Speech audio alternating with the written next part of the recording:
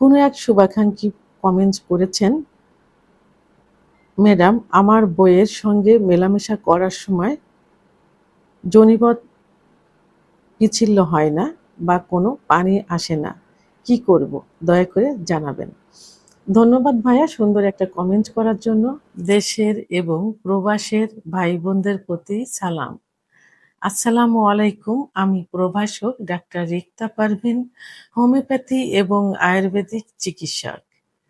কোনো এক শুভাকাঙ্ক্ষী কমেন্টস করেছেন, ম্যাডাম আমার বইয়ের সঙ্গে মেলামেশা করার সময় জনিপদ পিচ্ছিল হয় না বা কোনো পানি আসে না, কি করব দয়া করে জানাবেন। ধন্যবাদ ভাইয়া সুন্দর একটা কমেন্ট করার জন্য। অনেক পুরুষ ভাইয়েরাই কিন্তু এটা বলে থাকেন যে সহবাসের সময় স্ত্রীর জনিপদ ভেজে না বা কামরস আসে না, সহবাসে অনেক কষ্ট হয়।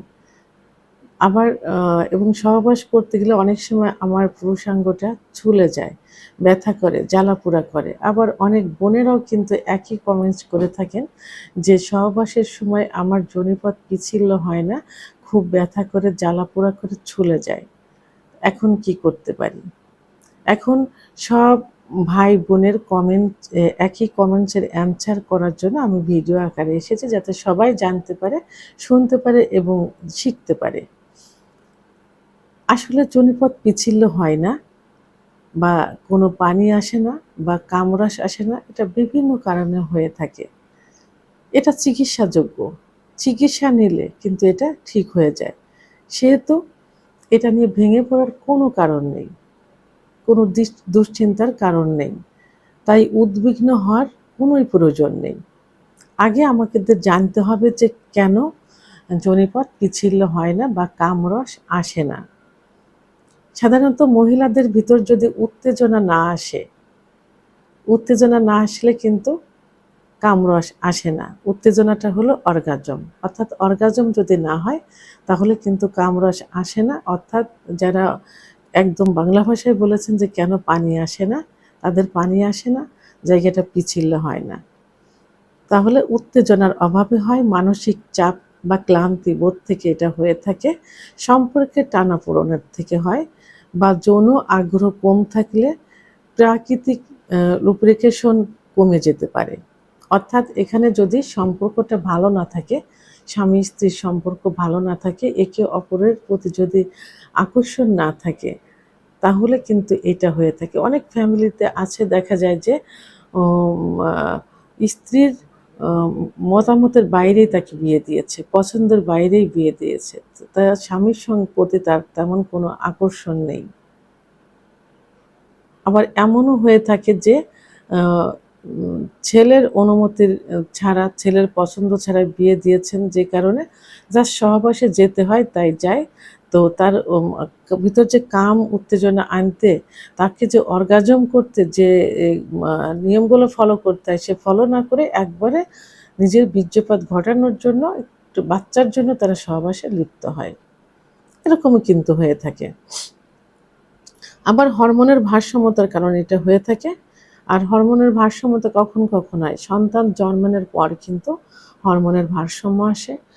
মেনোপজের সময়, অর্থাৎ মেয়েদের যখন মাসিক বন্ধ হয়ে যায়, বিশেষ করে ৪০ থেকে ৪৫-এর মধ্যে কিন্তু অনেকের মাসিক বন্ধ হয়ে যায়।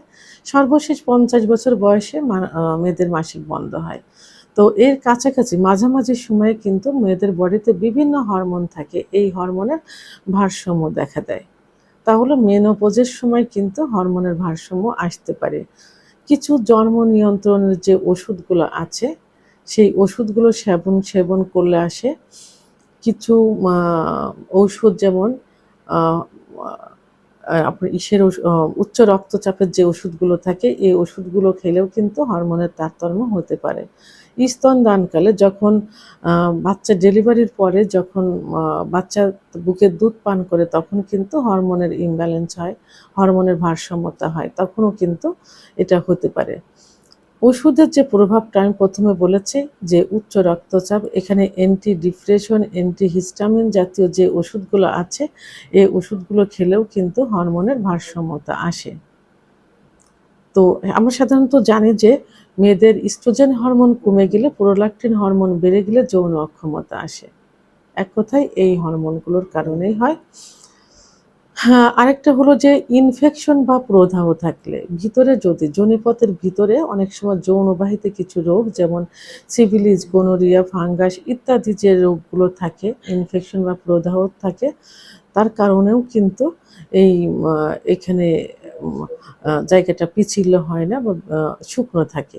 তখন ওখানে যে একটা ব্যথা হয়, ব্যথা অনুভব হয়, এই অনুভবের থেকে কিন্তু সেক্সুয়াল অনুভূতিটা চলে যায়, যে কারণে ওই জায়গাটা শুকনো থাকে, ভেজে না। মানসিক কিছু চাপ থাকে, ফ্যামিলিগত কিছু চাপ থাকে, এবং স্বামীর সঙ্গে কিছু দ্বন্দ্ব থাকে। আবার দেখা যায় যে আর যে কারণে অতিরিক্ত দুশ্চিন্তাগ্রস্ত থাকে, ঘুম হয় না, রাত জাগে। অনেক মেয়েরা আবার ধূমপান, মদ্যপান করে, যে কারণেও কিন্তু হরমোন কমে যায় ইত্যাদি কারণে, এবং পরিমিত পরিমাণ পানি না খাওয়া, পুষ্টিকর খাবার না খাবার কারণে কিন্তু মেয়েদের এই সেক্সুয়াল বা যৌন অক্ষমতা চলে আসে।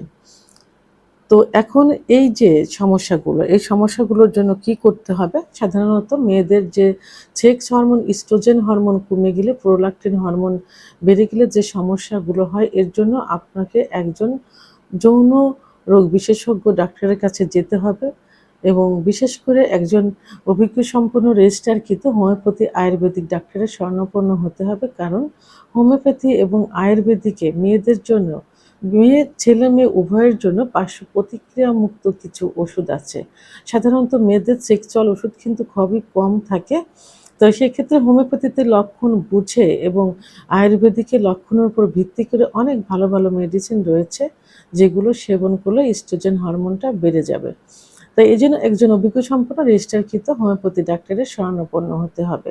এবং যদি সিফিলিস, গোনোরিয়া ইত্যাদি রোগের লক্ষণ দেখা যায় এবং অতিরিক্ত যদি লিউকোরিয়া যায়, সেক্ষেত্রে একজন গাইনোকোলজিস্ট অথবা একজন অভিজ্ঞ সম্পন্ন হোমিওপ্যাথি ডাক্তারের শরণাপন্ন হতে হবে। একমাত্র হোমিওপ্যাথি আয়ুর্বেদিক চিকিৎসার মাধ্যমেই কিন্তু মেয়েদের যে লিউকোরিয়া হয়, সাদা ধাতু ভাঙে, এইগুলো কিন্তু সম্পূর্ণভাবে নির্মূল করা সম্ভব হয়, এবং খুব অল্প দিনের মধ্যে।